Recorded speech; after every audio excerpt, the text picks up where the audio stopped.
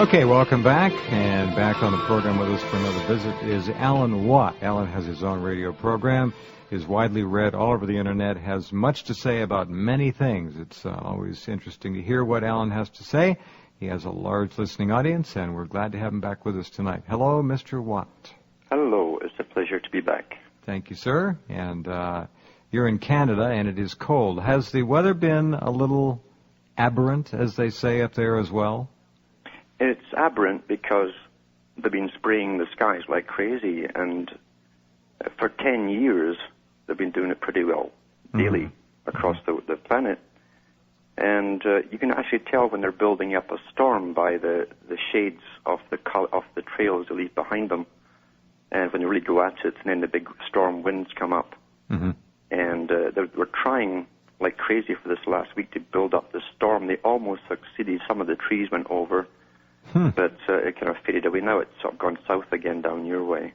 I'm still interested in how they manipulate the jet stream. It's fascinating. This linkage, of course, with HAARP is probably the big key. When you sow the skies with enough barium and aluminum and God knows what else, and then turn on the electromagnetic ray gun, which is also known as HAARP, all kinds of interesting things happen. I've got a lot of stories up at Rense.com, videos about those very unusual clouds. I'm sure you saw them over China right before the earthquake, 30 minutes and then 10 minutes before. Those clouds were utterly indicative of something man-made, of a tremendous energy potential doing something. There's no doubt at all. And people should look into the United Nations. The United Nations have a treaty signed by all the major countries that has the HAARP technology. They've had it since the 60s, and in 1978, I think it was, they signed a treaty to do it with weather warfare. And in there, they talk about how they have and how it works, this ability to bring the jet stream right down to ground level if need be and direct it.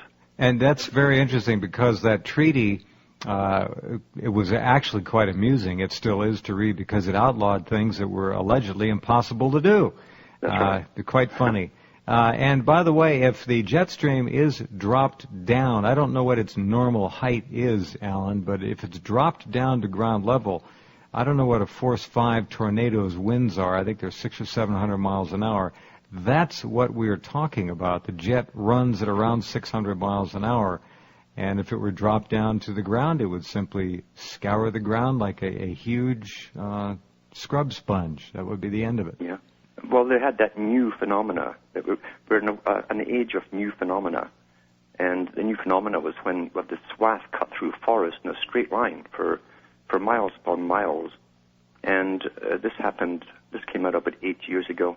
And, of course, it's the same thing as the tampering with the jet stream. They can actually do that, bring it down and cut straight as a die right across a forest. Wow. And it's like a road being cleared.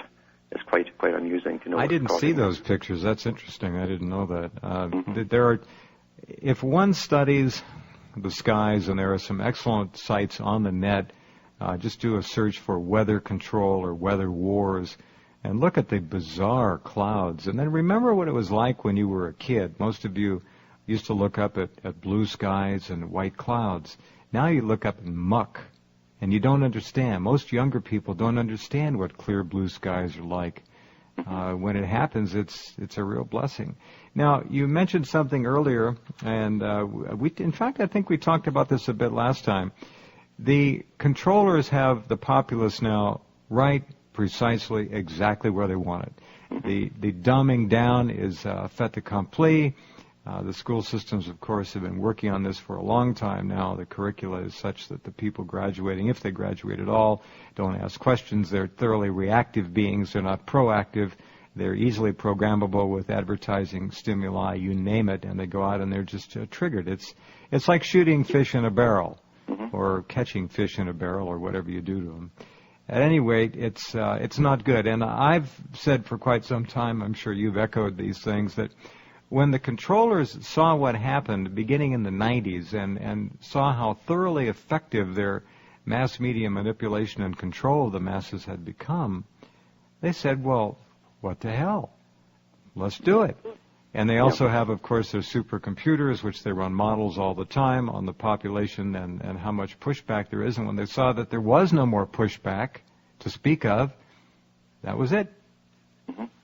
Yeah, pretty well. I mean, some of the top people in their field in psychological warfare wrote books back in the 50s and 60s on this very technique.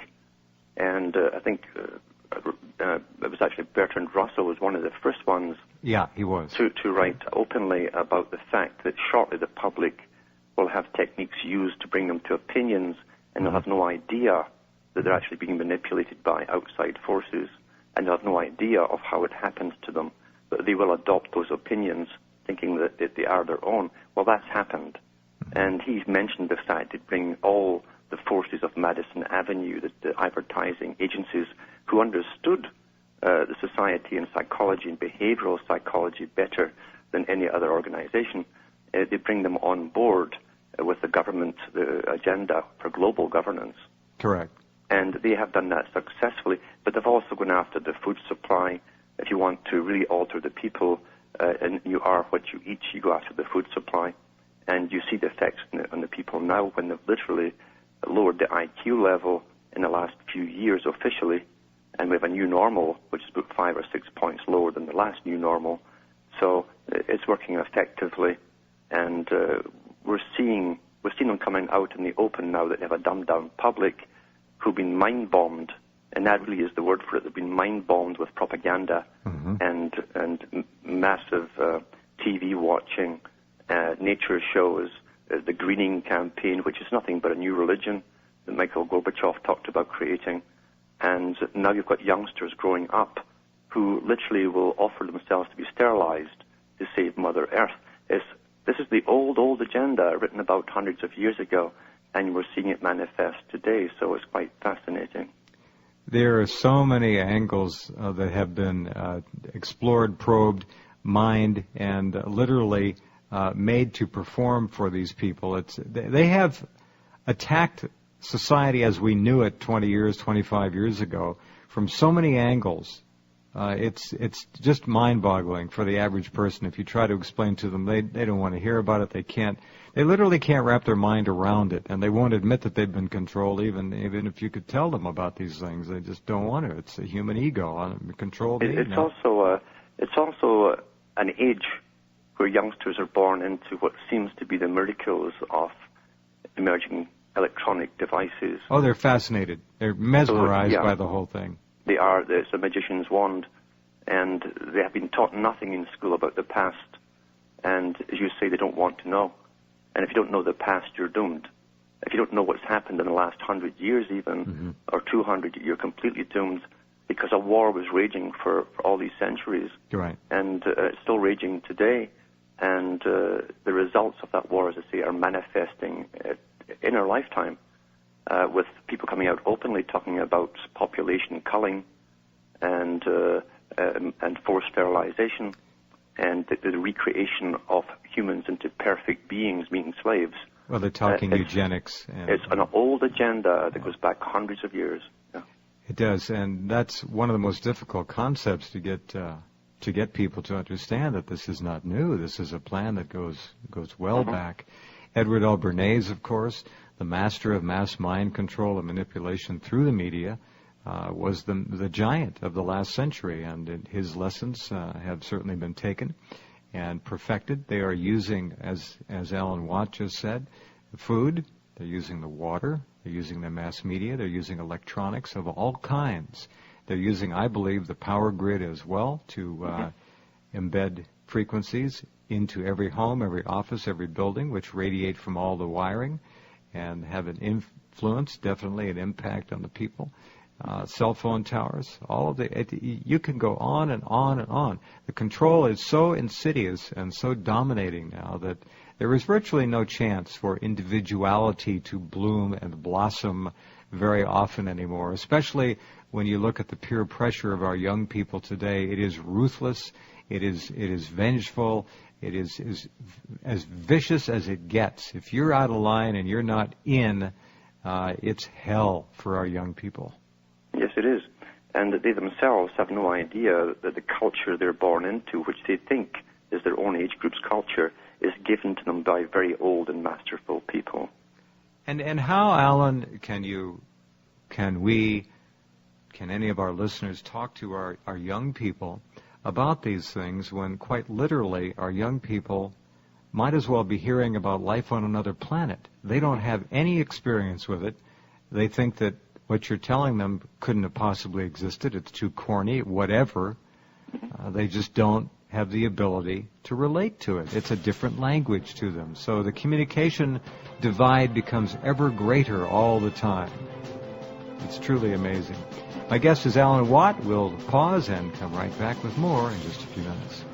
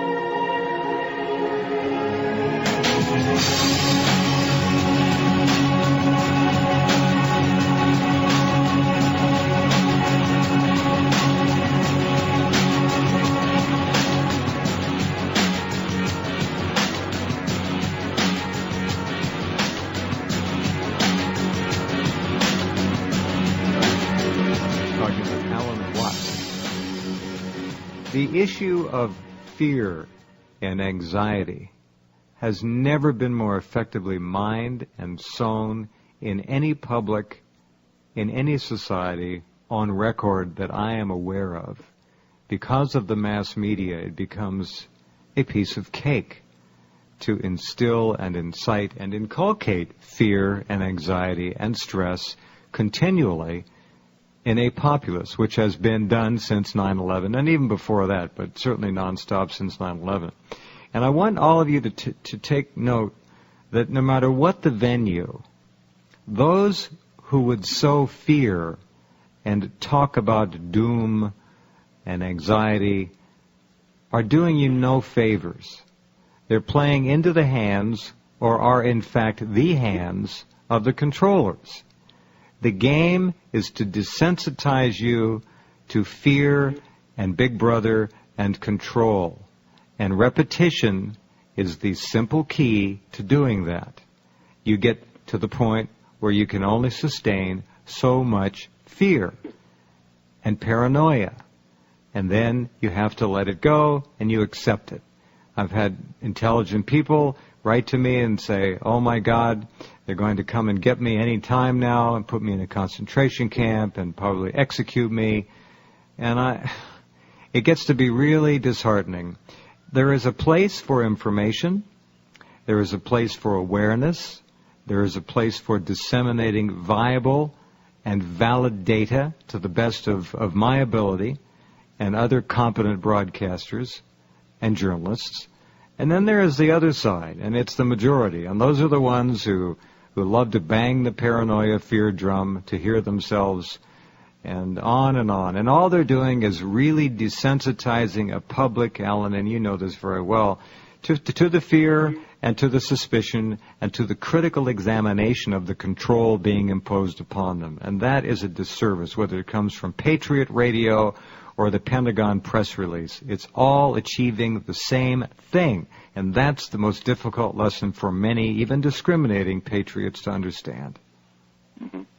Yeah, the Patriot business, and it is a business, you bet, has been on the go for a long, long time. Yeah.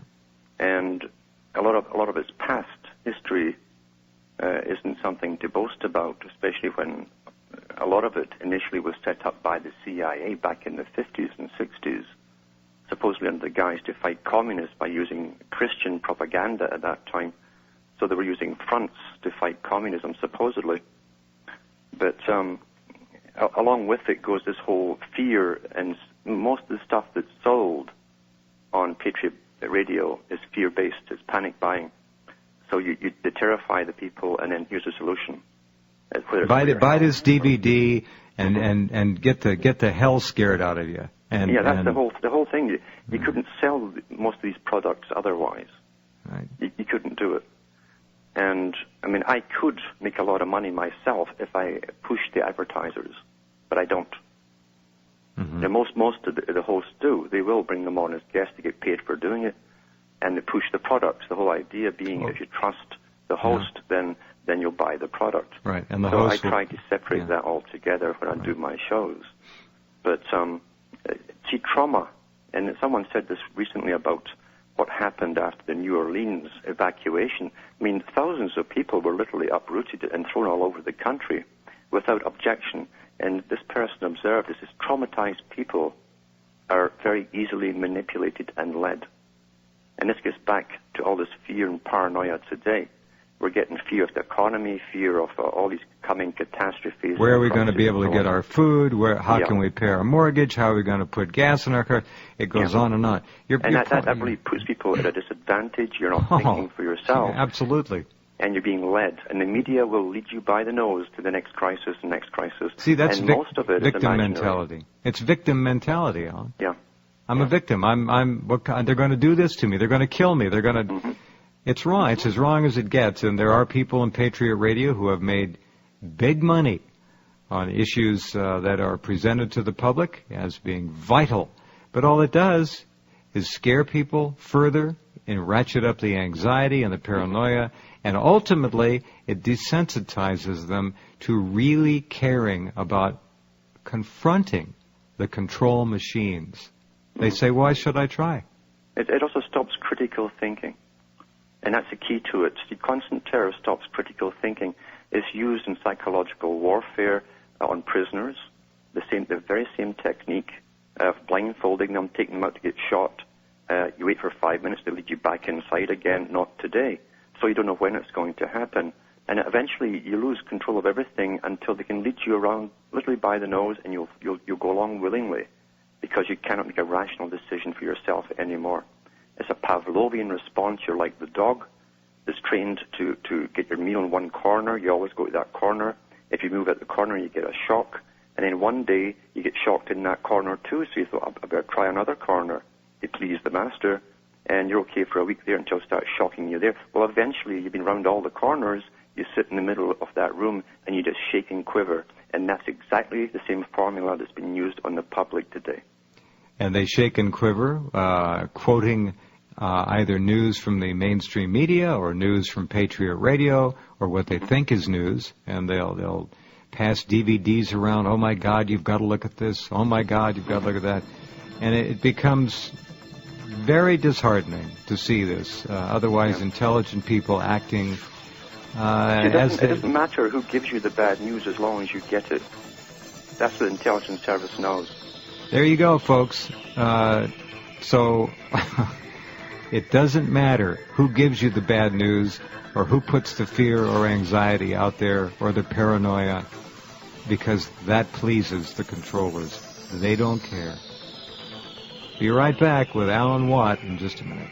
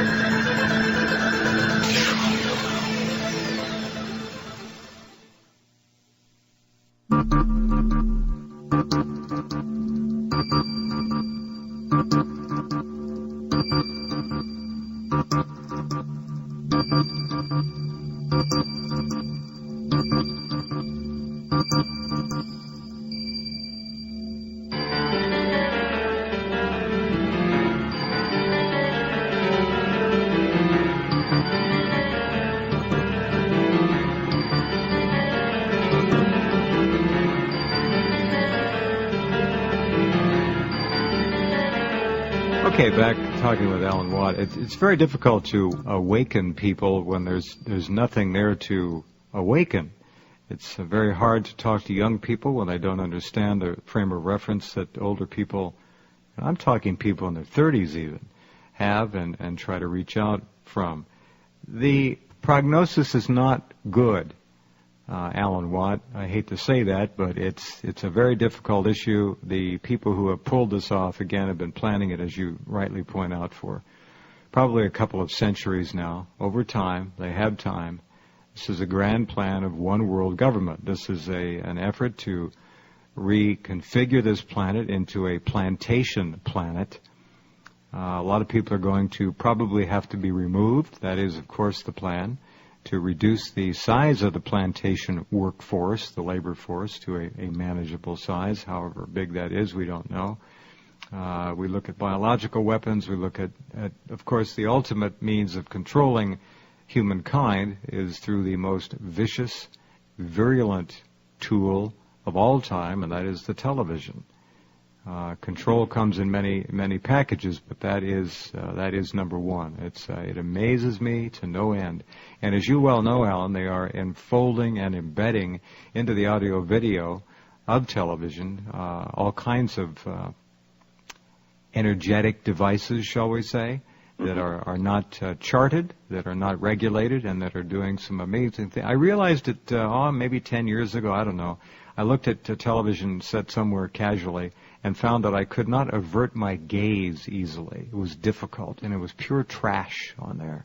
Yeah. So anyway, it's a tremendous tool.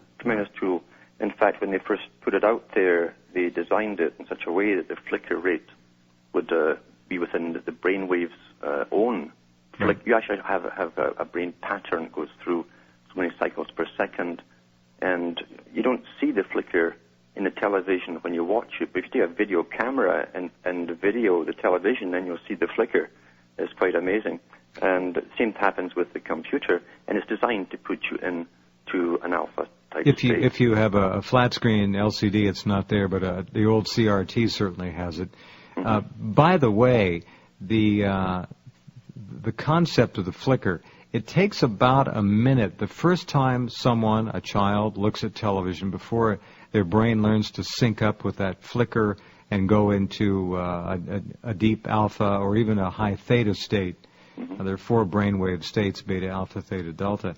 And after the first couple of times of watching television, it literally only takes, I think it's 3 to 5 seconds to entrain the average brain into that flicker. And at that point, you are no longer able to pass intellectual judgment on the material that is pouring into your subconscious mind. Yeah, and as you say, they can't take their eyes away from it. And it works with adults, too. And I used to visit relatives of mine, and they'd turn the volume down if need be. They hated to do that even. But they would still stare at the television even though they couldn't hear it. And I realized that this was a tremendously addictive tool. And as you say, you're not judging really what's coming in. It's going right into your subconscious there. Your sensor part of your brain that guards you and makes you ponder is down. The shield is down, and you're being downloaded. It's downloaded. That's right. Being programmed, absolutely programmed. You just, folks, you don't understand the depths at which this material goes. It's extraordinary. The idea of concentration camps in this country, yes, there are a few camps around. Every country has them. There may be more than a few here. But the concept that millions and millions of Americans are going to be put in camps is 1950s thinking. Mm-hmm. This culture, this society, as I've been saying for a long time, is already, in fact, in a camp. Mm-hmm. Yes, whether you want to view it economically, in terms of food, in terms of water, in terms of culture, entertainment, any way you look at it. Most of all, usury and debt, of course. But people are in a virtual concentration camp already. You have the cameras up around all the cities. You have microphones, too, with most of these cameras. They admit that in Britain. You can hear you talking in shop doorways. Oh, hell, in Britain, the cameras can talk back to the people. That's right. And so you're in a camp. Most people are cashless now. They use cards for everything. They're being tracked wherever they go. Everything they buy is being tracked. They put all their information up on the internet. They do emailing as though the person's next door and it's their best friend and there's no one in between. So all their information is constantly being given out to the authorities, who admit that they're collecting all the data, personality profiles, daily activities. They have complete rundown. Medical records. They can describe you better than you know yourself. Yeah. That's true.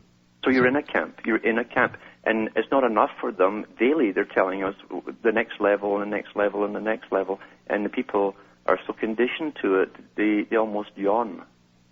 Look, that's right. Because, again, they're just fried on, they're desensitized to fear and concern and normal intellectual processes, which they used to rely on to try to differentiate between right and wrong. Those things have been pretty well trashed. Yeah. The future is continuing to move in the wrong direction, and I would suggest to all of you that this theater of the mind, you remember The Prisoner, the series The Prisoner? Yeah. You can get it on DVD. It's well worth watching. I've seen it, and it was extremely prescient at the time. Yep. And some of the quotes from it are extraordinary. Mm-hmm. Patrick McGowan was in it. Excellent. The American political campaign season, joke of jokes, yep. Insult of insults, obscenity of obscenities, and I could go on and on. How does it look to you up in Canada? I never liked circuses, and no, so me neither. I never followed the circus. Yeah, I never followed the circus that's put on for the public, because I've watched agenda my whole life unfold. Mm-hmm. I read about it when I was a child. I went to adult libraries. I read up about the Royal Institute. I read up on the League of Nations and where they wanted to go. I read up into all the eugenicists that were behind everything, the most famous people who wrote big, thick books. And I realized where it was all supposed to go. And throughout my life, I saw this agenda unfold. Every step that they wanted went in, regardless of which party seemed to be in power in any country. It went unabated. And I realized that the parties themselves were just fronts, just organized fronts to keep the people believing they had some kind of say in what happens. In reality, it's just that. There's no democracy of any kind at all. Never has been. No, democracy is a myth. Back in just a minute, and watch now how Americans are beginning to fear for their stomachs. Believe me, that is the ultimate controller. You take and constrict the food supply of any people, and they will literally begin to line up. They'll queue right up. Whatever you want us to do, just give us the food. And the resistance, of course, to Monsanto's evil, death-dealing, genetically modified crops is fading in the face of fear now, worldwide fear. So Monsanto is loving this contrived food crisis. Back in just a minute with Alan Watt.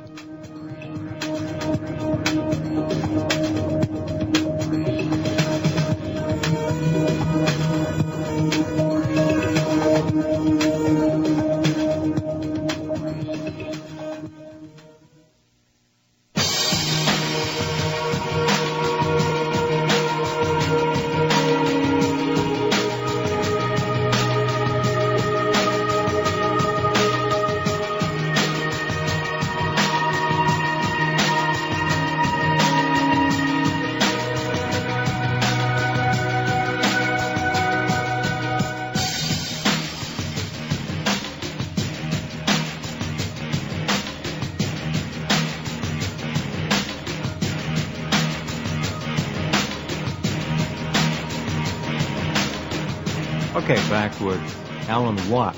Always a pleasure to speak to Alan, a man of great knowledge and breadth and understanding of what's happening, and has studied it for many years. There's one issue I want to clarify, and it didn't originate with you, but it came, apparently several people quoted you as saying this, but let me preface it by making this clear. I'm no expert, but I have spent a lot of time talking with professionals about chemical weapons in warfare. Not biological, I'm talking about chemical weapons. Not bio as in viral or bacterial. Chemical, as in nerve gas, pharmaceuticals, and so forth. Now, someone suggested that the public was being targeted to be sprayed with Valium by aerial and aerosol means, and then potentially to be followed up with spraying of Prozac or some other SSRI. Now, that is so absurd and ridiculous, I can't even begin to I need to explain it. Look, Valium, first of all, is a third-generation soft tissue relaxing agent. To get dose to the ground from 10,000 feet equally spread over a populace of 1 million or 2 million or 3 million people is absurd. You have wind, you have climate conditions, you have solar activity on the actual material itself. To get exactly the right dose, let's say 10 milligrams of Valium into 3 million people from an aerial application platform is laughable. And to follow that up with something like Prozac, which has to be administered every day, is even more absurd. Now, I know you didn't make that up, Alan, and it was told to you by someone, or you heard it somewhere, but we need to tell people... Mr. Rumsfeld said it, yeah. Yeah, well, this is beyond asinine. It doesn't it's not work. Really, because I went into, in fact, it's on my website, it's from government agencies that actually are working on this very stuff. Well, let me interrupt. Benzodiazepines and the serotonin inhibitors. Understand. And it's called Calmatives. Now, if people go into it, I've got the links to the government's own experimentation with these particular drugs, which they bind with other chemicals to bring it down to earth level. How can they guarantee? How does Rumsfeld pretend to be able to deliver an equal dosage to people indoors, outdoors, all around the town, to an element that has a breakdown time? Now, I spent a lot of time, Rumsfeld, what a source, a lot of time with people who have written books, 2 authors, on chemical weapons and how ineffective and absurd they are to even think of deploying in a battlefield situation, let alone a metropolitan or urban area where people, again, are indoors and outdoors and available to breathe the air. And what's to keep people from breathing in 200 milligrams of something and overdosing? So Rumsfeld, I think, is nuts. See, this is the thing. It's for emergencies, real emergencies, supposedly. You're talking about like a one-time application or a 2-time application? It could be. However, he was asked this question. He says, what are you going to do if there's another major attack like and New York City? He would disclose a top-secret plan like that, an asinine plan like that? And he says, we have plans. He said, we have plans to He's not going to divulge that, I don't believe. And furthermore, now you know this. You know that one of the perimeter defense technologies used around sensitive military bases is electromagnetic. That they can create in the mind, through electromagnetic transmission through the air, almost any state of consciousness they want, from fear to complacency, which is what Rumsfeld was talking about, to anxiety, to fight or flight, you name it. They can do it with broadcast electromagnetics. So for me, Rumsfeld saying they're going to spray diazepam from 5 or 10,000 feet over an urban area to calm the populace when they can do it with Gwen towers, with cell towers, with possibly the electronic grid, and really reach everyone with a manageable, equal, efficacious dose, yeah, that makes sense. But the idea of spraying a pharmaceutical does not. Well, these characters take every possible weaponry they have. And remember, Rumsfeld's main speciality was in the chemical industry. Well, he was Monsanto's clown prince, yeah. Yes, and he's also the man that was the CEO for the company that made the aspartame and pushed it through. That's right, and bribed he was it also through. The guy who went over to Saddam Hussein back in the 70s. I got the picture, so do you. The chemical weapons. Yeah. And those chemical weapons were pretty good. They killed a lot of people off.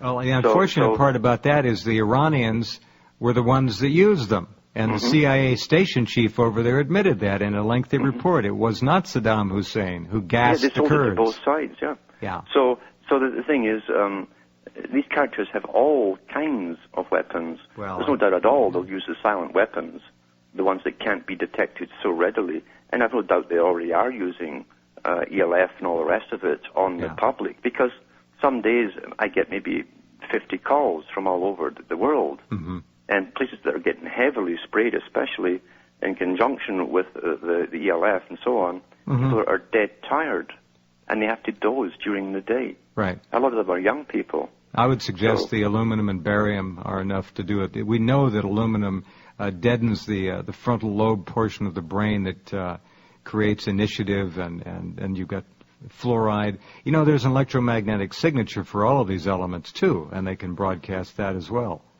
Yeah. So, I mean, I can't imagine him disclosing anything of seriously a secret nature. I think, from what I know about it, and I mean this in the most constructive sense, I think it was a canard. And you know, we don't want to lose sight of the fact that these people are stupid. And maybe they would think that was a viable thing to do. But given the winds and everything else, and trying to deliver... I think they'd even do it just to use the stuff up and buy a new supply from the owner, because it's all financial as well. This whole war industry runs on commerce. Anyway, that just struck me as so absurd when they've got such advanced technology that, I mean, it's just silly. Mm-hmm.